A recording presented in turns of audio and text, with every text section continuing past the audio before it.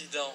Madame la Ministre, la sécurité, c'est la première de nos libertés. Malheureusement, cette sécurité, elle n'existe plus pour de nombreux citoyens qui sont obligés de vivre dans des zones de non-droit, des zones qui sont délaissées par la police et où les petits caïds, les dealers et maintenant les intégristes religieux ont pris le pouvoir pour appliquer leurs lois au mépris des législations nationales.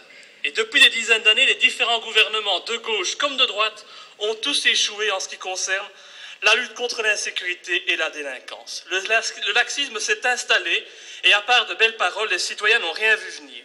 On peut très bien refuser de voir la situation telle qu'elle est, mais le peuple belge a peur et il n'en peut plus de cette situation. Il est donc temps d'agir vite et bien, car maintenant, à côté de cette délinquance, c'est la menace terroriste qui se fait ressentir. Et comme vous le savez, l'OCAM, cet organe qui surveille la menace terroriste en Belgique, a relevé d'un cran le niveau d'alerte dans notre pays.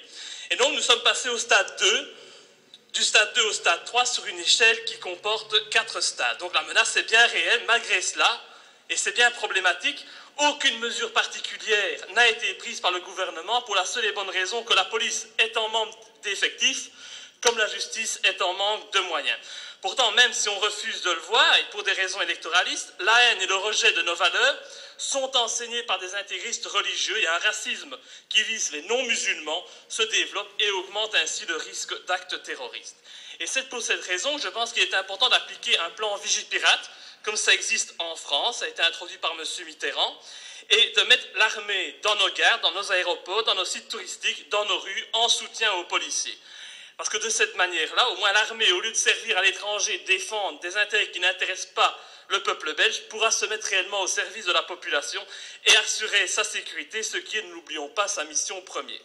Comptez-vous donc, Madame la Ministre, suivre l'exemple français et faire appel à l'armée pour restaurer l'ordre et la sécurité, assurer cette sécurité à nos concitoyens, puisque par manque de moyens, malheureusement, la police n'est pas en mesure de le faire. Je vous remercie. Merci, Monsieur Louis. Madame...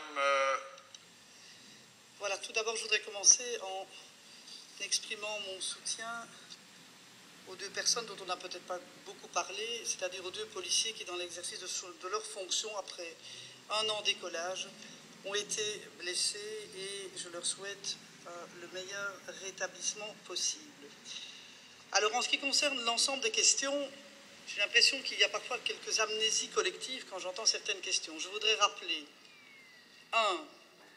qu'au niveau de Bruxelles, nous avons, première fois depuis de nombreuses années, malgré un déficit important, augmenté de 400 unités l'efficacité de la police à Bruxelles, puisque 250 personnes vont être engagées dans les zones de Bruxelles, et 100 au niveau de la police des chemins de fer et 50 au niveau de la réserve fédérale. Que depuis le 13 avril, il y a 70 policiers complémentaires sur le terrain pour assurer de la sécurisation dans les transports en commun, plus 30 dans les chemins de fer qui sont engagés à partir de juin. Ça fait 100 personnes opérationnelles, 24 heures sur 24, 7 jours sur 7. Et c'est dans le cadre justement de cette patrouille de 15 personnes, avec des gilets pare-balles pour être protégés, qui donnaient et qui exerçaient des mesures de contrôle et de sécurisation des transports en commun, que les événements dont vous connaissez les faits ont eu lieu.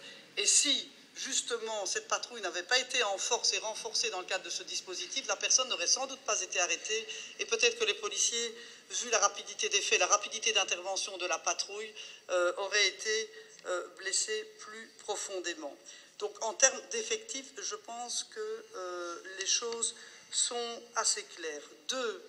Par ailleurs, en ce qui concerne la proposition que j'ai entendue et qui revient à chaque événement, comme si on manquait à ce point d'imagination, de Vigipirate.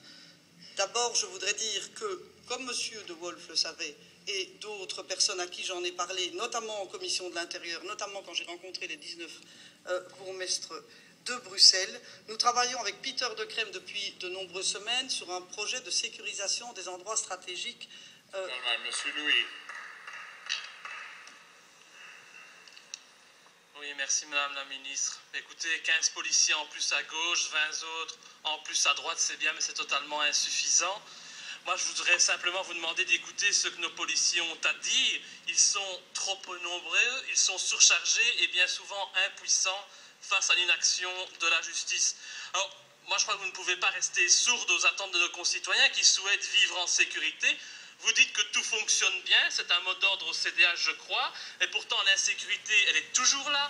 Des femmes se font toujours violer, des nafteurs sont toujours agressés, des enfants sont toujours rackettés, et le radicalisme religieux ne fait que s'intensifier. Donc, quand vous refusez de mettre les moyens nécessaires et d'engager plus de policiers, je crois qu'il serait opportun de transposer en Belgique le dispositif français Vigipirate qui a fait ses preuves et qui fonctionne parfaitement chez nos voisins. Je vous remercie. Merci beaucoup.